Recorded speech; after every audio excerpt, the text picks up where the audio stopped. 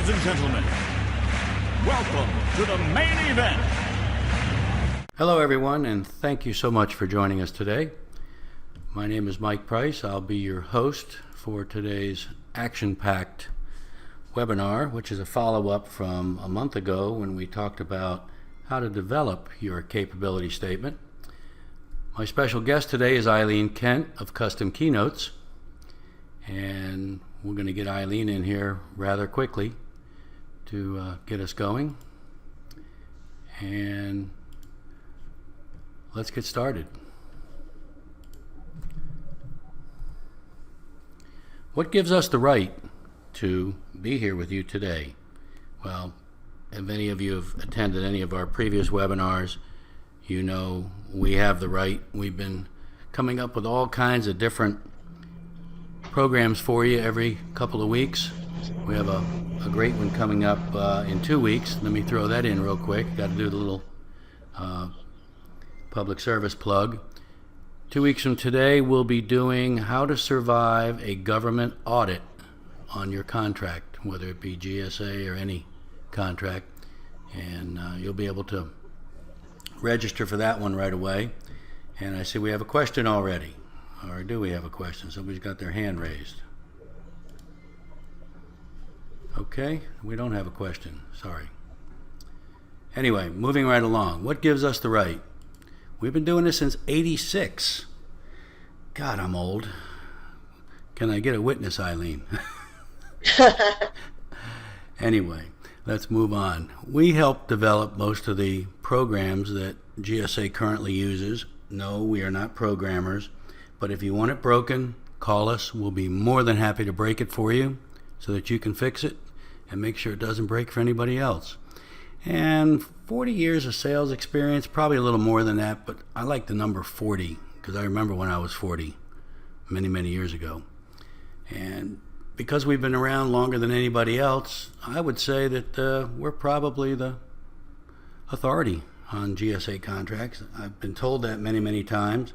I've also been told that I'm that guy. But more importantly, do you recognize anybody here? Anybody know Chuck Norris or Christy Brinkley or a little guy over there in the left-hand corner or down near the bottom? We've helped all of those folks. And the answer is no, they don't remember us because now they're successful. But that's okay. I remember them, and it's helped us quite a bit, and we've helped them quite a bit. And that's really where we like to be, is to give back to the community. That's why we never charge for our basic webcasts, webinars, whichever way you want to call it. And we actually just did some major updates to our video section on our website. And when we're done, get a chance to go take a look. And I think you'll be quite happy when you see we added a section for business plans, which is taken directly from the SBA. And there's a very, very important section in there that's done by GSA themselves. GSA schedules versus open market.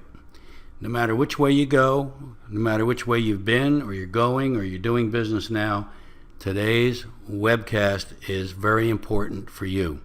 And Eileen will be on very shortly. And you are encouraged to type in your question, and it's okay to interrupt her, just like it's okay to interrupt me. I don't mind it at all. But more importantly, why are you here? What's in it for you? A good friend of mine who created the home shopping network over in Clearwater calls it WIFM. What's in it for me? And that's what you're asking yourself. We have the knowledge, and I say we because I focus only on GSA.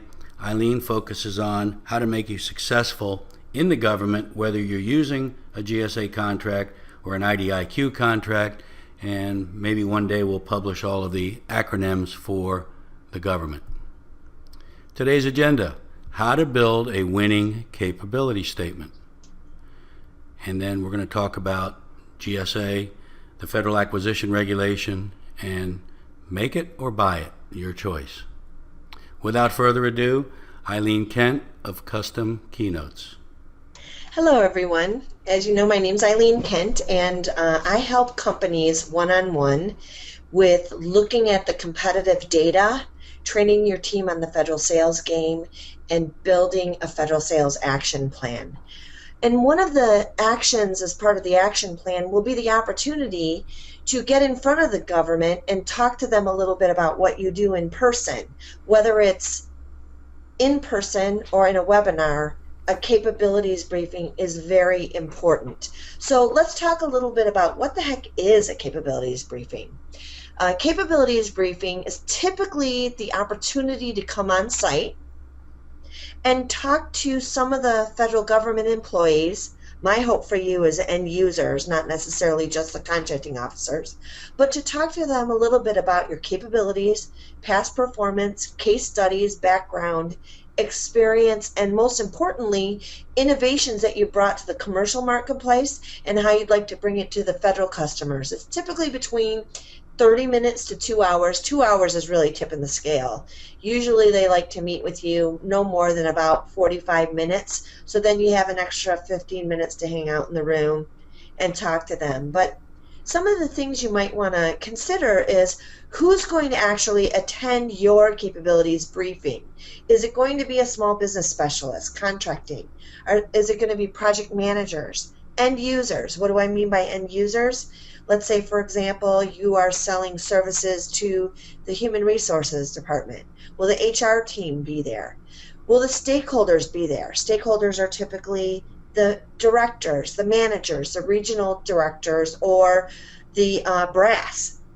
So, and who are the shadow people in the room? So we'll talk a little bit about what those shadow people are in the back of the room, because they could potentially be your competitors that are already working on base or at the agency, and they have a second business card that is your competitor's business card, but they're sitting in working as a federal employee in contracting or as running the facility department. So you also need to understand who are those shadow people that you don't recognize, and what are they looking for? Of course, it depends on who's attending. So a little bit more about what is the capabilities briefing and what the small business officer wants out of it. Now, if you're a large business and the small business officer is there, they're going to want to know what kind of small businesses you're bringing to the table as part of your team. But in many cases, they want to know what problem you solve. Let me say that again. Lead with your capabilities in the capabilities briefing. The small business set aside, the fact that you're on SAM, GSA, you have IDIQ contracts, BPA, NAICS code, CAGE code, all that is good. And we talked about that about 2 weeks ago, having that on your capabilities line card. So they want to know that you're registered and you're up to date and you're ready to go. But we really want to know what are the problems you've solved and what's your experience in solving problems. They're also going to want to collect your capabilities line card from you so they can add it to your files. And let me just say to you that if you pass out your capabilities line card, make sure you also email it to people and name that capabilities line card, not only your company name, but also what you do and your best values. So it could be something like this: Brook Furniture Rental, delivery in 2 business days on GSA schedule, veteran owned. I mean, name the whole PDF that, so that on their desktop they can recognize you right away. But you also need to understand that small business officers need to prove to the SBA that they've invited small businesses in. They have what's called a good faith effort. They're expected to prove to the SBA that they've done outreach to small businesses. So by bringing in small businesses to perform a capability statement, are you simply just filling that good faith effort file? My goal for you is to lean in on them a little bit during this meeting and say to them, listen, I know in some cases you're going to need at least 2 bidders on your next opportunity, and I want to help you with that rule of 2. So they need to get multiple bidders, and ask them and tell them that you get it. Sometimes you won't have the real opportunity, but you're getting small businesses to perform proposals. and let's say, for example, they currently have an 8A contractor on site, but they don't have a good second 8A contractor, and here you come in with these 8A capabilities, say to them, listen, hey, if I need to fill files and help bid, I'd love to kick them off, but in some cases I know that I need to offer a competitive bid every once in a while. Also, they want to book their industry days dance card. Again, they want to show the SBA that they did outreach. Know that in some cases, that's what this capabilities briefing is about. The project managers are really there. They don't really want to come. I'm just being honest with you. If they've never met you before, they're really like their current vendors.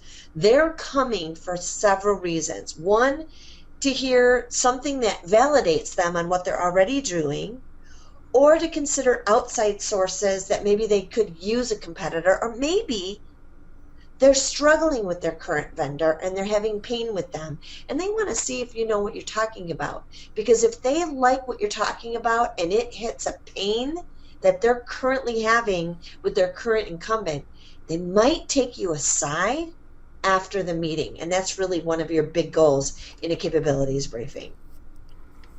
You know, project managers want to see case studies. They want to see what you've accomplished in the commercial world, and they want to see how you've solved a problem that they might be experiencing right now. So let me give you an example of that.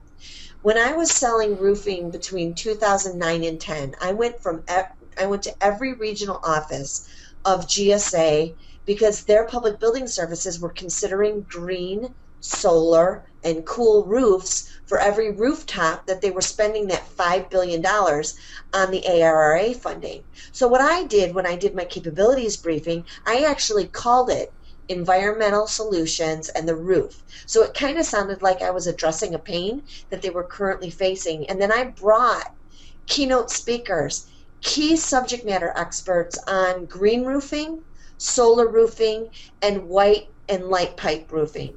Now, I didn't actually have to bring these people on site. I had them dial in on a phone. So I was there personally for the capabilities briefing, and I had the keynote speakers from all over the country on the speakerphone.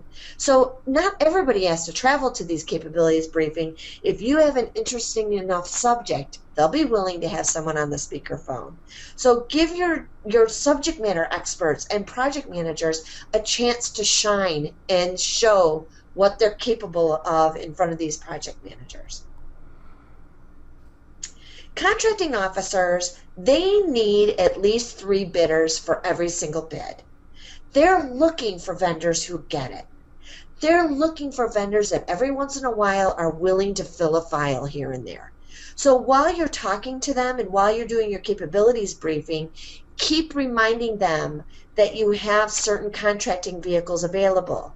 Do you have NASA's SOUP if you are in IT, or Homeland Security's Eagle 2? If you're a construction company and you're working with the Army Corps of Engineers, do you have a multiple award task order contract or a job order contract with the VA? Or do you have blanket purchase agreements? Or do you have a GSA schedule? These are closing mechanisms to keep the bid off the streets. So also show them that you're willing to work with their current primes as a partner. Tell them what your preferences are, but again, don't lead with those. And constantly, if you're a large business, talk about being willing to partner with small businesses that they're working with already. You know, the contracting officer is also looking for introductions to future bidders for opportunities coming down the pipeline, whether they're going to post it on FedBizOps or GSA, or they're going to do a quick simplified acquisition, or they need to create a blanket purchase agreement, or they want to run somebody through a prime. This is your opportunity to say to them, hey, listen, we have all these different avenues that we can work with you. Please tell us how you want to work. And hey, listen, we're willing to write proposals. So let us know what's coming down the pipeline. Hey, we'd love to be a backup vendor. Let us be a backup to the backup vendor. Whatever it takes to help you get what you need, contracting officers. So their goals. They want to be able to tell the SBA they gave you a shot. They want to show the public that they consider outside sources.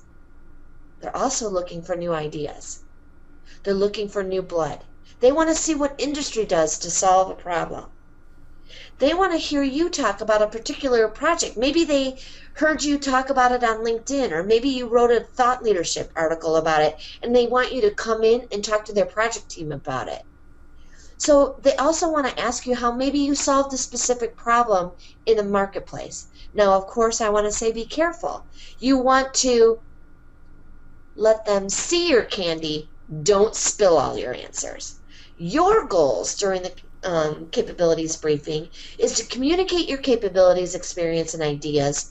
Communicate to them that you get the game, you get them, and you understand their processes. Also show them you have bench strength on your team. You have strong financial backing, and you're there to help them. Underline that you're the safe bet over and over again. Talk to them that you bring your A team to their team. They're so used to working with large primes that might be giving them their C team, their beginners. They want to work with A teams. So constantly be talking about that during your capabilities briefing. And then your ultimate goal is to get them to spark their imagination for future projects. Get them to ask more questions offline. Your goal is to find out where their pains are and what's coming down the pipeline. Let me say that again. Where their pains are and what's coming down the pipeline. So throughout the presentation, you also need to be emphasizing your best values. Best values are why you at a higher price, or why you over the competition at a competitive price. They need something in the file to prove why they chose you. So first and foremost, who are your team's experts? What are their backgrounds, their past performance, their experience, their certification, their education? You need to emphasize that your clients are not only think that you're good, that they think you are outstanding. Also show them that you're quick to deliver, deploy, install. Show them where your locations are. If you have any sustainable solutions, show that and talk about being made in the USA. These are best values as why you over possibly the competition that's sitting in that room as a vendor currently. But of course, show your candy, don't spill it. Don't tell them all the secret formulas to what you do. Tell them what your capabilities are. And then later on, when you start talking to them offline about developing solutions for their specific problems, that's when you're starting to formulate a statement of work and an opportunity down the road. The ultimate goal of a capabilities briefing is to capture a project manager's imagination so that they literally are scratching their head and they take you aside and they say, listen, I've got a situation. Can I talk to you offline? That is exactly the purpose of your capabilities briefing. Uncovering pain means you've uncovered opportunity. Even if you can't solve it, you can get someone who can. So another thing that you need to get out of these meetings, sometimes you walk in, and I got to tell you, it's sometimes a shocker. You think you just have an appointment with one person, and you show up, and you're walking into a conference room with 20 people. I've even had other situations where I've had to walk into a stage and there's 50 people in the room and I thought I was only meeting with one. So you also, as a vendor, always need to have a capabilities briefing ready to go at any time. Whether it's a stand-up briefing in a hallway or a stand-up meeting standing at a podium speaking to a group of people. But you're not going to spill your candy without finding out who's in the room. So one of the things I want to emphasize is take a piece of paper, pass it around the room, and require them to sign in legibly. So say to them, listen, I'd like you to sign in. Don't use cursive handwriting. Please use, regular handwriting. I want your title, your name, your email, and your phone number. You at least should know who's in the room. Also, don't be afraid to ask around the room, hey, tell me who's here. Just give them an opportunity to introduce themselves. At least you can look at each of them in the eye and say, thank you for coming. I appreciate you being here. Don't forget to ask me questions later. I like to know who's in the room. Like, I've taught plenty of classrooms where there have been 20, 30 people in the room, and I take a moment to let people introduce themselves and why are you here? And what are you hoping to get out of today? And some of them will say, you know what, I don't know why I'm here. My boss made me come. But at least you know their purpose for being there. Also, you want to find out what they're struggling with. So try your very best to leave a bit of room in the presentation to say, is anybody experiencing any of these challenges that we've run into in the commercial marketplace? So for example, in roofing, are you struggling with finding budget to put a green roof on your building? Or are you not sure if green will fit on your building because it can't handle the weight? Do you need someone to come out and test it? Are you struggling with lead points? That would be a sustainability point. These are kind of pains and problems. If you were in IT, maybe you throw out questions. Are you worried about password protection? Are you worried about security? Talk about if you're in construction. Are you worried about timing of this project? Are you wanting this to be energy efficient? Are you worried about the types of people that are coming on your base that are my team members? And let me tell you about our security background check on our team members that we bring on base. So try to get them to give you some information by asking questions throughout your presentation as well. Your goal is to uncover pain during this presentation. Another way to continue conversations is if they ask you a question, don't feel obligated that you have to give them the entire answer right there. Tell them, you know what, that's a really great, thought-worthy question. I'd like to go back to my office and think about an answer to that. Talk to a couple of my colleagues before I answer it out straight here.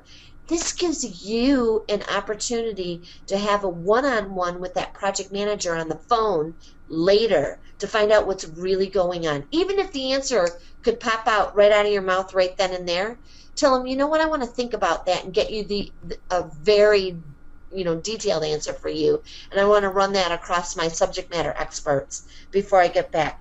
This gives you an opportunity to have further one-on-one conversations offline, walking down the hall, anything that's out of a public eye that's this big capabilities briefing. Also, when you get that list of people, look them up on LinkedIn and connect with them. Hey, you were at my meeting today. Thank you so much. Government employees are much more open to connecting on LinkedIn these days. Also validate them. Follow up with them and say, you asked that one question. It was a really good one. Tell me more about your background. I'd like to help you. And then also thank each and every one of them in writing. In fact, not only send an email, but send a handwritten thank you to each of them if you have an address to their building. And then, of course, don't be afraid to make and ask, when may I touch base with you again to discuss this further? I want to help you solve that problem. Can I add you to my mailing list? I send out thought leadership emails every 2 weeks. What's coming down the pipeline? Who else would you call on that might need this kind of presentation or service in the building, at your agency, in your base? So capabilities briefing isn't just your one chance to do a dog and pony show. You want to start to turn it into a dialogue where you're invited back multiple times. So any questions regarding the capabilities briefing? We have a hand raised. I don't see a question getting typed in yet, but as soon as that shows up, I'll be more than happy to ask you. If you have any questions, please type them in your panel. We'd be more than happy to address them right now. And I got to say, I want to go out and start doing capabilities briefings, but I don't sell to the government. That's how inspired I got. How can I do that? So one of the ways that you can get government employees interested in what you have to offer is if you have the ability to write articles on your LinkedIn page. Start to post articles up there, create videos, create a section on your website for government only, and start to reach out to your local agencies. But you won't know what agencies will buy what you sell unless you look at competitive information in the contracts that are out there.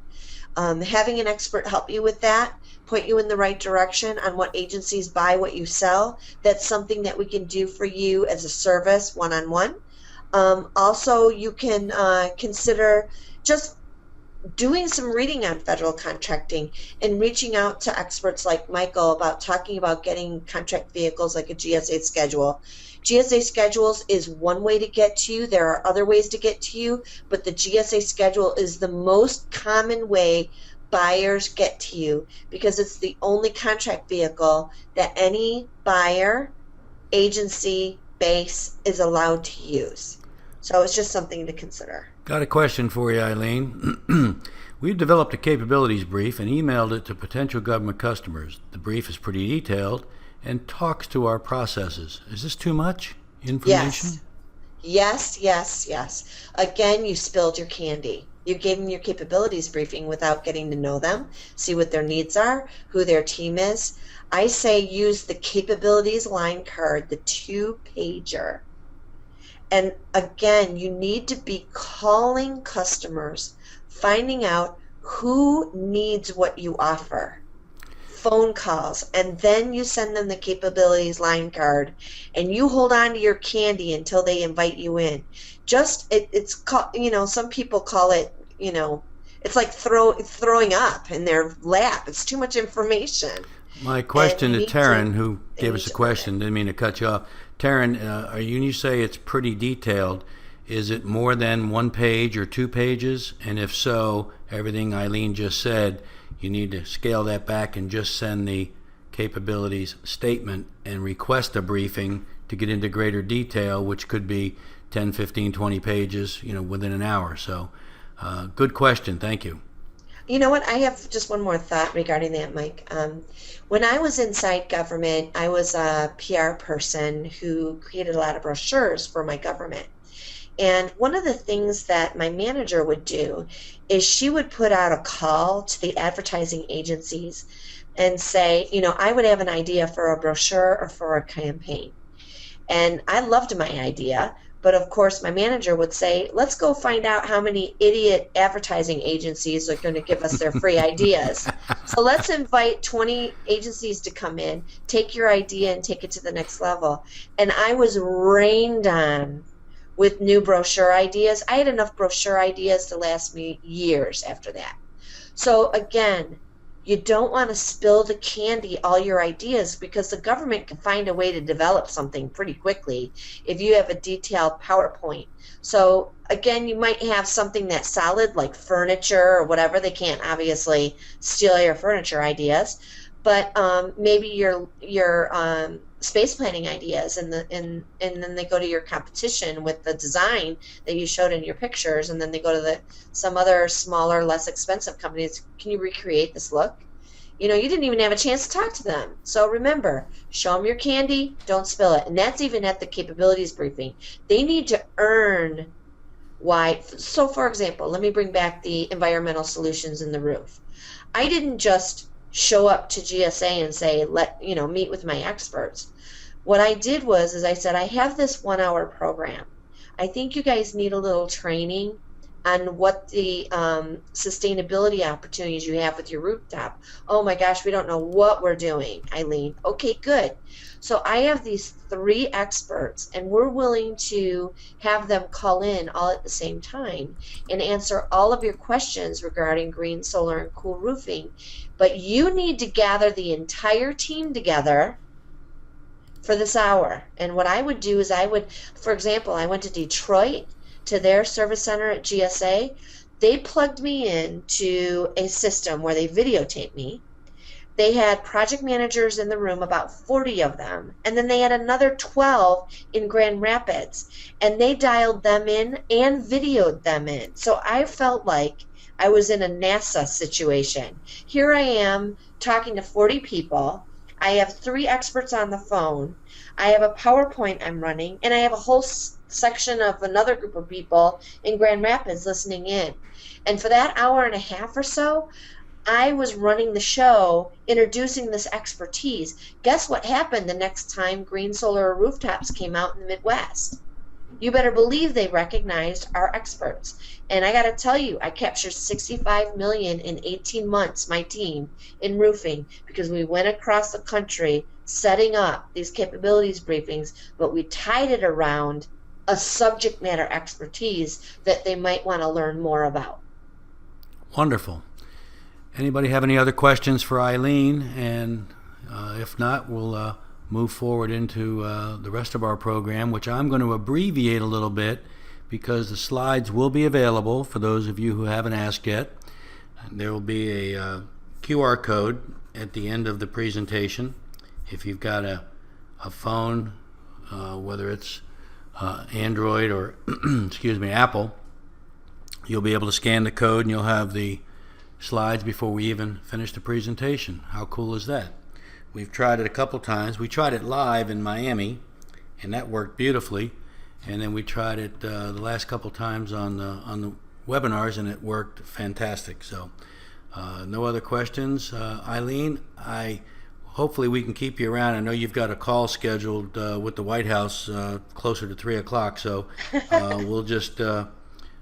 we'll hang on to you as long as we can, and then move on from there. So, sounds great. Thank you. And by the way, there's my information and a link to my little radio show called the Federal Sales Sherpa Show that's available to you with my compliments. Very good. Thanks again. And I wish we could hear the round of applause you're getting, but I see hands clapping, so it's a thing of beauty and joy for all. Got a question for everybody.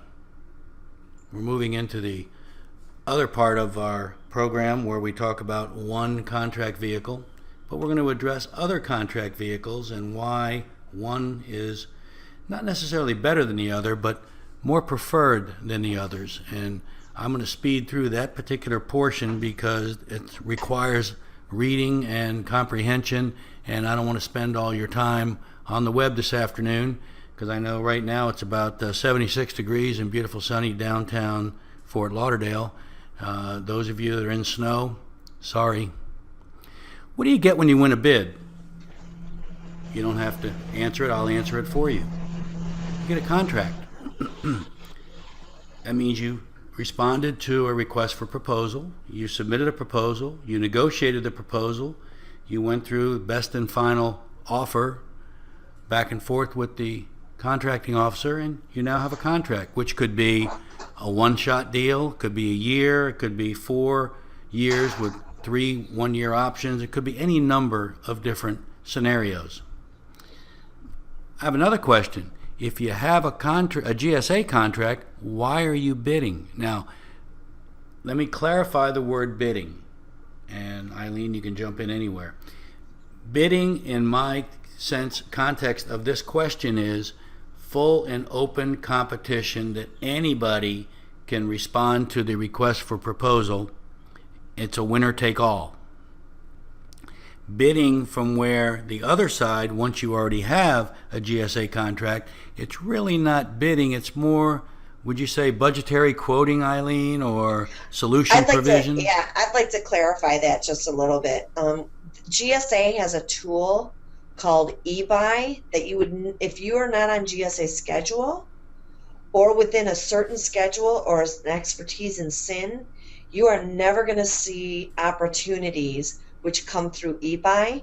And eBuy is used when a bid is over $25,000, which is typically what FedBizOps is used for.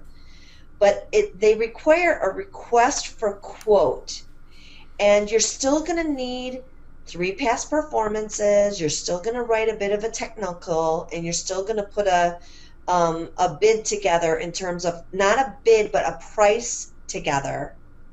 So it's going to require maybe 10 to 20 pages on GSA eBuy as in comparison to FedBizOps, which could be 250 to 1,000 pages. So you're still going to have to compete for an opportunity, but the paperwork process is 14 days as opposed to 269 on FedBizOps. That makes sense. And then, of course, my answer says you really don't need to, but we understand why you would and why you wouldn't. Let me explain to you why you wouldn't. Eileen and I have a client in North Carolina. And those of you who are veterans of our webinars, webcasts, know the name Earl from ctcsupply.com. Go look at his capability statement. It's all the way at the bottom of the page. Earl was on death row. He had done $51 in sales last year. He had what is called a show cause letter as to why GSA shouldn't terminate his contract for lack of sales. He inherited the mess. He had no idea what he was doing. He vetted me, called me. I then immediately turned him to Eileen, and the rest is, as they say, history. He's approaching the $2 million mark, and he hasn't even been with both of us for a year yet. But what he does, he has probably right now 6 to 10, it was 7 last count, 6 to 10 over the transom orders come in every single week. These are agencies that are just buying right off of GSA Advantage. They push the button, buy it, and he delivers it. So that's the ideal world. He also pretty much owns most of the agencies in North Carolina. They don't make a move without asking him if he can fulfill the need. Gee, sounds like he gave a capabilities briefing, doesn't it? That's exactly what he has done. He is living with those folks every single day of the week. The VA, Fort Bragg, I could go on and on and on all day long. But he probably never really has to bid, but he is giving budgetary quotes, and he's stealing business from other folks that, for whatever reason, say, well, I can get that cheaper. GSA is not designed to be lowest price. It's designed to be best value. We can talk about that anytime you'd like. You already have a contract. Those of you who are monitoring FedBiz Ops, but I have another question you don't have to answer. I'm just going to make it a rhetorical question. Do not in any way, shape, or form pay for somebody to email bids to you every day. It is, I'm choosing my words carefully, it is not something you need to pay for. FedBizOps, fbo.gov, you can get exactly the same information that you could spend $200 a month for to have emailed to you. The government will email it to you at no charge. The reason I bring that up is the answer to my next question. All of those bids that you, and in quotes and RFIs and requests for sources, anything that has buyer information on it, I think you can answer the next question. Do not throw it away. Every one of those buyers is your potential customer. Absolutely. Inform them that you are, if you decide that you want to go after a GSA contract, those of you that already have a GSA contract, let's make sure that you've got your sales. If you need the deep competitive analysis, you need to call Eileen as soon as we're finished here today, which will be in about 20 minutes. What is a GSA contract? I'm going to go through it. I'm not going to go through every single item. I'm going to go to item number 2. It's an IDIQ contract. There's no order limit. It's an order, not a competition.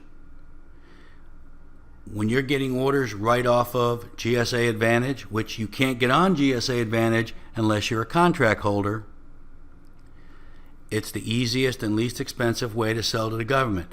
You don't have to go out and hire 14 people.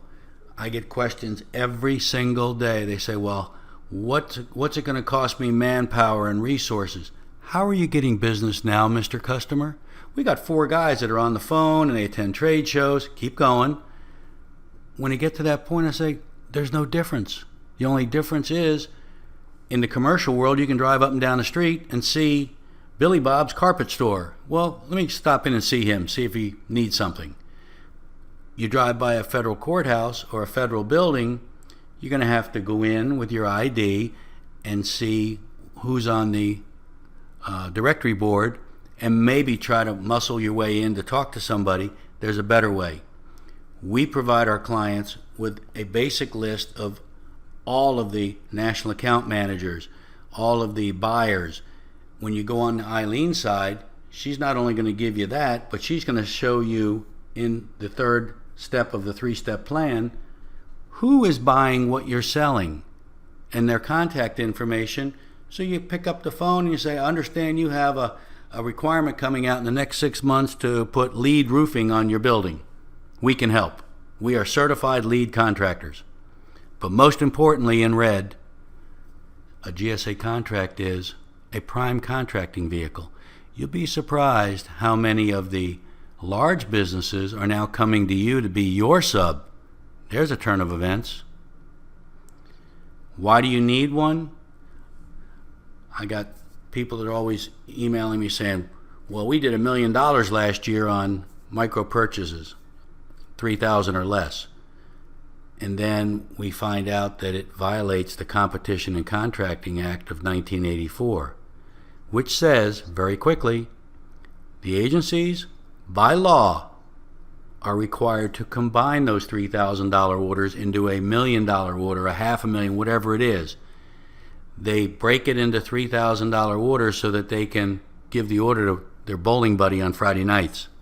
That will come to an end. What does that do? Put you out in the cold. I get 1 to 2 phone calls a week saying, my guy at the VA can't buy from me anymore. He said that he got an internal audit and I have to get a contract vehicle of some sort. So we try to help him out. Why you need a contract? Eliminate the pain. It's Competition and Contracting Act compliant. If Eileen has a contract and I have a contract and she gets $1 million order, I can't protest it. It's not a competition. I am not what the government calls an aggrieved bidder. We both have a contract. The agency decided who they wanted to go with. Maybe I'll get the next one and she's going to be mad because mine will be a little bit bigger. But remember, it's an order, not a competition. This is the part that I'm going to skip through pretty quickly. It's a lot of information in the next 8 or 9 slides, and I want you to notice the source came directly from GSA. Why do agencies like buying using schedules? You're already vetted as a competent vendor. It avoids the public bid process. Which means that eventually you could have somebody doing a protest. We used to, and I remember back before Al Gore invented the internet, this was in 86 through 89, the government used to publish a little, it was actually yellow newspaper, believe it or not. It was called the CBD, Commerce Business Daily. It would get emailed out every single day from the Department of Commerce, which means if my mail got to me right away, because I was right outside the D.C. border, I might get it the next day. But what happens if I got it 2 days, 3 days, or didn't get it at all? And Eileen's my next door neighbor. She got hers. She's got an advantage. And by the way, the streamlined acquisition process, it talks about the different federal acquisition regulation parts. There is a series of videos which we just updated where Tommy Benton, who's the procurement analyst for GSA, talks mainly about FAR 8.4 and FAR 15. He says, I love FAR 15. It's an 11-part series. Each one's about 8 minutes long. Take a look at it when you've got the time. Socioeconomic determinations, Eileen discussed earlier. Are you a service-disabled vet? Are you an 8A? Are you woman-owned? Are you Native American? The government buyer and that particular agency or sub-agency that they are working in has socioeconomic goals that they have to report back to the SBA. She talked about how, the SBA knows that, they gave me a shot, gave you a shot, gave Eileen a shot. When there's an order placed, and if you are any of the above or all of the above, then they get credit for giving you an order based on which of the check boxes they tick, whether you're 8A, woman-owned, or veteran-owned. Small business set-asides are now allowed. They weren't before. Subcontracting plans are not required for a small business. They are for a large business.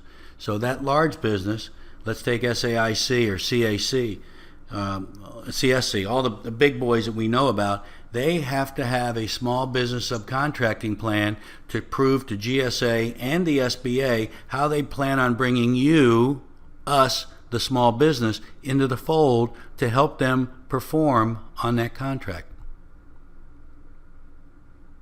I'm just going to speed through it very quickly. You'll have all the slides. But some of the terms and conditions. Remember I told you about Earl, who only had $51 in sales? He inherited it. It's not his fault. He is totally admonished and forgiven. But they got a contract, and they only had to do $25,000 in the first 2 years. At the end of the second year, they had $51 that year. And then $25,000 per year after that. That allows you the ability for $100,000 basically over 5 years. That's nothing. Everybody that's sitting here today can do that without even leaving their chair in their office or home or their vacation property in Florida. Just had to rub it in. How do you prevent contract cancellation? There we are. There are certain things that need to be done.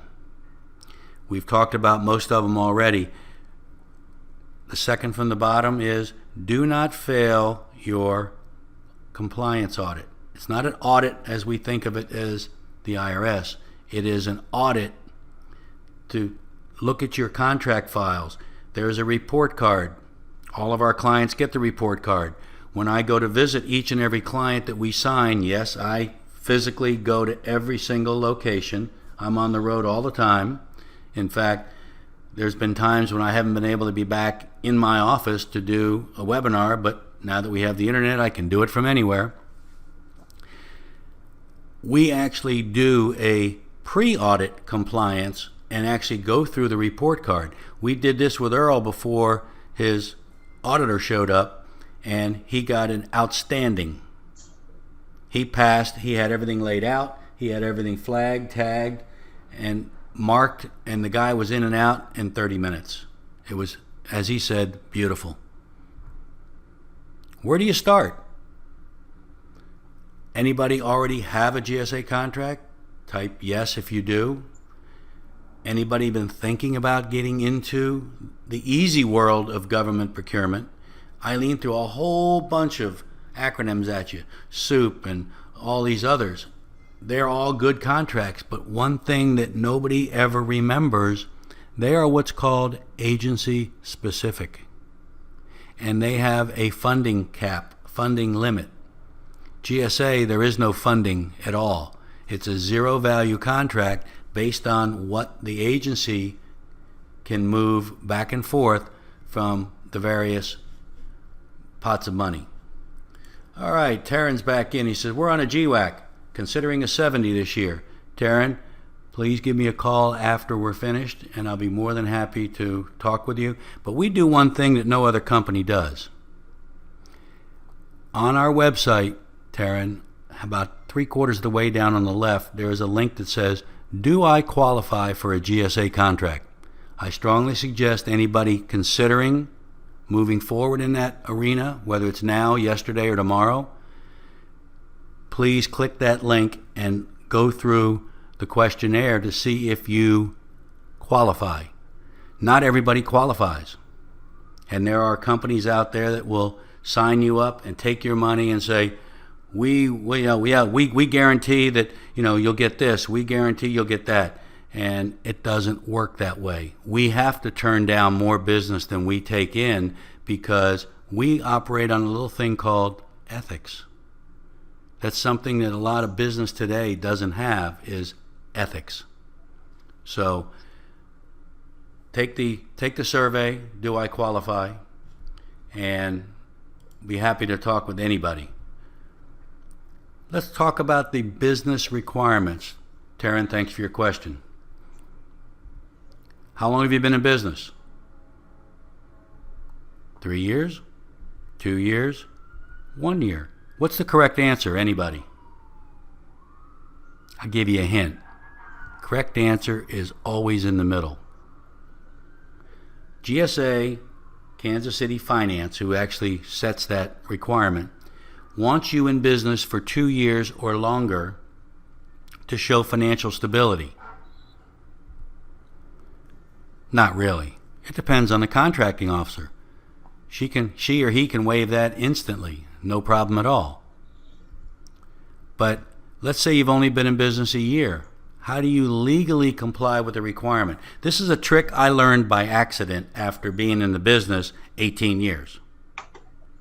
19 years. Okay, 20. Can you prove that you've been doing this type of work as an independent or a subcontractor for more than 2 years? If you can do that, and this is how we did it. We had a gentleman who had been doing consulting. I'll just use consulting. For 24 years, his accountant and his attorney said, you have got to incorporate for image and liability. So he incorporated. We submitted him. He'd been incorporated for 8 months. He got rejected. So I called Kansas City Finance and I said, wait a minute. Upon advice of counsel and CPA, he incorporated. Now you're penalizing him. She said to me, well, how long has he been doing this? I said, 24 years. She said, write it up. He has a contract. Is all this worth your time? There are many, many companies out there. We recognize, because I've been doing it as long or longer than anybody. I'm sure somebody probably has retired yesterday or whatever that may have been doing it a day longer. I doubt it. We consider what we call the elite tier of 5 companies like mine, including mine. Those are the folks that charge more than anybody, I wonder why, have been around longer than anybody, and the first cut we started around 15 years plus. Not saying that anybody less than 15 years isn't that good, but I could sit with every one of you right now and help you complete your GSA contract while we're on this webinar and never look at a document. That's sad when you've got them memorized. It's a shame, basically. What is your time worth? If you're sitting there doing paperwork, and we've had people that have been dealing with this for a year, 2 years, one guy almost 4 years, back and forth and back and forth. Eileen is going to be leaving. Thank you again for being with us, and tell the president I said hi. Thank you. How fast can you recover your expenses? If you're dealing with paperwork and talking with GSA, and a lot of times they only give you 5 days to respond and on and on and on, what are you losing by not being able to go out? Remember the 4 guys I was telling you about that make the calls and generate the business? What happens if you can't do that? You're losing money. But more importantly, the last 3 questions, do you prepare your own taxes? If you're smart like I became, no you don't, because I was tired of getting audited. I love playing the numbers game. Do you represent yourself in court? But really, at the end of the day, do you ever plan on selling your business? With a 5-year extension contract, which is 20 years, is your company worth more than mine if you have a contract and I don't? Absolutely. Statistics. Everybody loves statistics. 85% of you who submit on your own will get rejected the first time, maybe the second time. Of those 85%, over 90% are approved using a professional. Well, why do we have some that aren't getting approved? Poor credit? Let me tell you about credit. GSA requires, you'll see this on the website where it says, do I qualify? You must have what's called a financial quick ratio of 1.5 or higher. That means total assets divided by total liabilities must be 1.5 or higher. If it's not, get it up there quickly. If you don't respond to GSA in a timely fashion, you're going to get thrown out, which also means negotiating in good faith. If you say, we don't discount anybody, that's not good enough. GSA says you must give us a token discount because we're giving you a contract. Previous contract issues, this is something new. If you have had a contract terminated within the last year, pick the date. The anniversary date of that termination is when you can resubmit. It's a 1-year waiting period now. I'm going to hit the GSA Project Plan very quickly.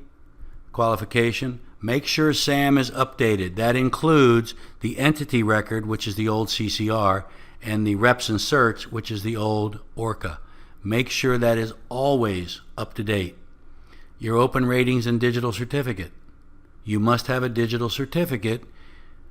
At least one upper level manager, director, officer of the company must have a digital certificate. We're not going to talk about the pathways to success. Those of you who have been through it, you know why I'm not discussing it.